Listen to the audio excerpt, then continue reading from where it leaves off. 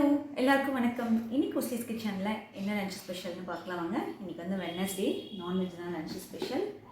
இது வந்து பார்த்திங்கன்னா ஹைதராபாத் பிரியாணி ப்ளெயினாக குஸ்கா செஞ்சுருக்கேன். வெறும் பச்சை பட்டாணி மட்டும் போட்டு ஜீரக சம்பாரிசியில் செஞ்சது சூப்பராக வந்துருக்குங்க.